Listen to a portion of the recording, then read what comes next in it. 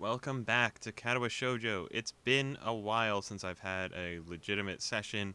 The last time I recorded, I did one episode, and I don't even remember what happened.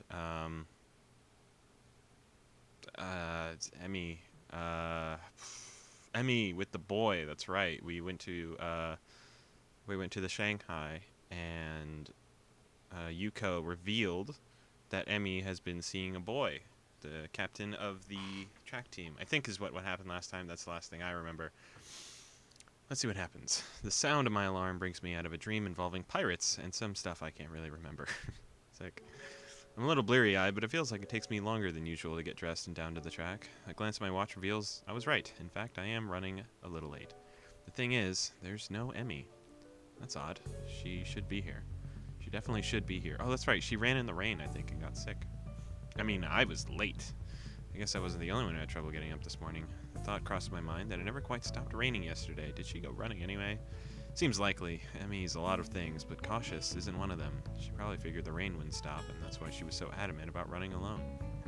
Still, I would have gladly ran with her, even if it was in the rain. Heck, if anything, I would have been able to convince her to come in once it got really bad. That would be why she didn't want me along, of course.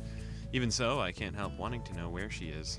Well, nothing for it. I'd better stretch and run. Hope Emmy shows up with a Gurin and an excuse. Good on him for running anyway. On my cool down lap, I am forced to admit that Emmy isn't showing up. Furthermore, I have no idea where she is. Anxiety gnaws at me, while at the same time I wonder why I'm so worried over her. The run helped take my mind off it for a little while, but now that I'm finished, I'm back to worrying. It was weird not having her here, downright unnerving. It suddenly dawns on me that I've been running to hang out with Emmy as much as I've been running to stay healthy. Probably more to be with Emmy, now that I think of it. It's one of those things that are completely obvious, yet somehow I never realized it. She really is someone I enjoy being with. As revelations go, it's hardly world-shaking. All the same, I find myself feeling slightly shocked. When did this happen? Well, no time to think about this, though I want to ponder this new development. I have a greater desire to find out what happened to Emmy. I'll ask the nurse when I... Oh God, I'll ask the nurse when I stop in to see him. Well, you seem to be in good shape, Asao. That's good to hear. I replace my shirt and stand to leave as usual. Except this, instead of leaving, I ask a question. Hey, where's Emmy? Didn't she show up this morning? Is she okay? While I valiantly try to conceal the anxiety in my voice, the nurse's expression suggests that I've failed miserably. You mean she didn't tell you? She's sick in bed. What? Sick? The nurse shrugs. Yeah, she came in my office this morning with a fever. To be honest, I'm surprised she even made it here. She was burning up when she arrived. I believe she'd planned to let you know, but she asked me to tell you. Ah, shoot. Nurse gives me a sheepish smile that seems at least partially sincere. I told her I'd stop by the track to let you know in case she forgot to. Sorry about that. But we don't need Emmy to tell Emmy I forgot, right? I returned to the nurse's smile with a devious one of my own. Oh, of course not. This is a fine blackmail material. I'll save it for whenever I need a favor from you. The nurse laughs. Well, I guess I deserve that. But you know, I've got tons of blackmail on you that you're not even aware of. So don't push your luck, okay? My expression earns another laugh from the nurse. I'm just kidding us out. But seriously, don't tell Emmy I forgot, okay? Your secret's safe with me. Oh, good. Now, go on. Get out of here. Wait, I've got one more question. Shoot. Is she gonna be okay? Oh yeah, definitely. Her fever was high, but it was already starting to go down by the time she came to my office. Probably check up on her again at lunch to be sure, but I expect she'll be up and about by the evening no matter what I tell her. Well, maybe I should visit her after class. Takes me a second to realize I've spoken aloud. Nurse raises an eyebrow and gives me a searching glance for a moment. Well, it might not be a bad idea. You can let me know if she'd taken a turn for the worse, I guess. But no funny business, you got it. I know what meds you're on, after all. I think that's a threat against my life, but I'm not sure. Yes, that was. This nurse is crazy, bro. I don't know how to feel about him. I love him. He's cool. But he's creepy sometimes, especially when it comes to Emmy right now. Either way, I assure the nurse that my intentions are chaste and exit the office. Interesting that the nurse sees me as some sort of potential suitor to Emmy. Even more interesting is how pleased that makes me feel. I need a shower. The lunch bell rings and I find myself disinclined to make my way up to the roof. I know I normally don't talk during the bell, I'm sorry. I'm just so excited to read. After all, I'm betting Rin knows where Emmy is. If that's the case, then I doubt she'd bother going up there. More to the point, I doubt we'd have any sort of skillentailing? Skin scintillating conversation? Who the fuck talks like that? If she did, chances are she'd prefer to be alone up there anyway, so I don't accidentally ruin her train of thought or something.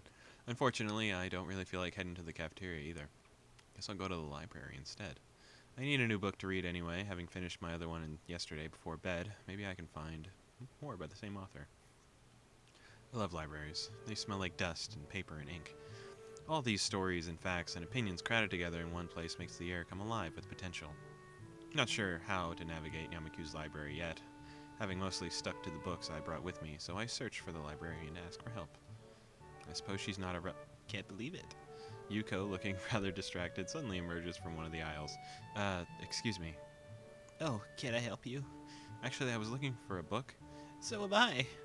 Advanced Cryptography. We just got it in and now it's gone missing. I really wanted to read that one. Yeah, I don't care. We're not friends. Can you just tell me where this book is? Cryptography. Yeah, that is, this guy I knew. No, not sure how to describe it. Oh, she's into mans. Skip to the end. He got me interested in cryptography. Now the book's gone and I think it's been stolen. Sounds pretty terrible.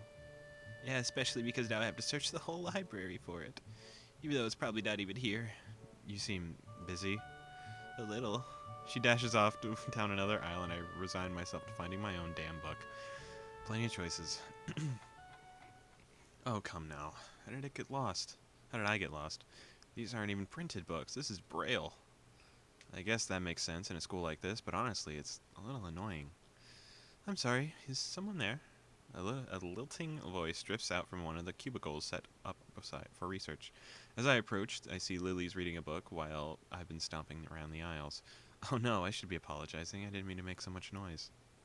My, is that you, Hisao? I've not heard you for... Whoa, I've not heard from you in quite some time. I was beginning to think you'd forgotten all about me. She's blushing, that's cute. Sorry. Lily laughs in a refined manner of hers and shakes her head. I'm only teasing you, Hisao. From what I hear, you've been busy. Morning runs with Emi or Berazaki and lunch on the rooftop, if I'm not mistaken. Yeah, who are you hearing these things from? I guess Misha. But you don't hang out with Misha. Where are you hearing this stuff from? Guess words get around pretty quickly. That and I can't coax poor Hanako on the roof anymore. When did you ever go on the roof with Hanako? That didn't happen. As far as I know, you three are always up there claiming the spot for yourselves. She chides me gently, though it's pretty clear she's just teasing me again. Y'all can come up. I'd love to hang out with all four of you. It's just Shizune and Misha that are the ones that cannot hang out with anybody else. Still, I feel an odd need to apologize. Sorry, we could eat lunch somewhere else if it's a real problem. Oh no, I wouldn't worry about it. Hanako and I have other things to do at lunch too. Such as read in the library, as you can see. Oh, Hanako's here too? I didn't see her. Lily smiles, a bit enigmatically. Oh, she's around somewhere. But I'm surprised, Hisao. You're in here instead of up there. What brings you to the library? Well, Emmy's ill, so there's no lunch on the rooftop to keep me occupied. Lily raises an eyebrow at my statement before giving another chuckle. That's funny. Again, I don't... Okay, well... I don't know how long she's been blind, but the fact that raising an eyebrow is like a thing you would do even though you're blind, is that just a natural reaction instead of something that you see people do and then you do it yourself? Or is that just written weird? My bad. I forget that it's not real life. My, poor Rin must feel left out. It's not like that. But I'm sure it isn't. Emmy tends to be the life of whatever group she's in. It's a shame to hear she's fallen ill. Will she be okay? Somehow I get the feeling that Lily's just inquiring out of politeness, but I respond anyway. The nurse thinks so. I'm gonna swing by and see how she's doing after school myself. Another raised eyebrow. My, what a noble gentleman you are, Hisao. It's nothing, really. Just checking up on my friend, after all. So it's just friends, is it? How disappointing. I blush, glad that Lily can't see it. But somehow she knows that I've been flustered by her comment anyway and laughs. I'm sorry, Hisao. I'm teasing you again. Please do tell Amy that I hope she feels better, won't you? A glance at my watch reveals that I'm barely nearly out of time to find my book. Of course. Hey, I've got to find a book before lunch is over, so I'd better get going. See you later. That was probably not the best phrase to use. Lily, however, takes my gaffe in stride. Until we meet again, Hisao. I kind of can't wait to get with Lily in the next route. She seems like the nicest girl out of all of them. And probably like the prettiest traditionally, so.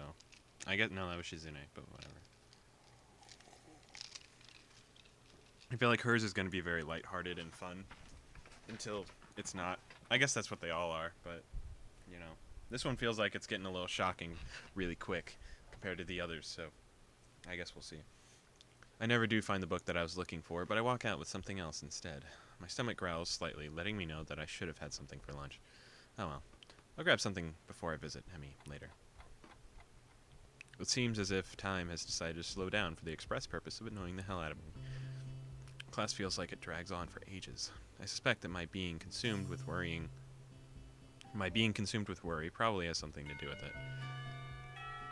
Blessedly, the bell rings and I dash out of class, drawing a few raised eyebrows, I'm sure. I've spent the majority of the day fretting and unobtrusively as I could.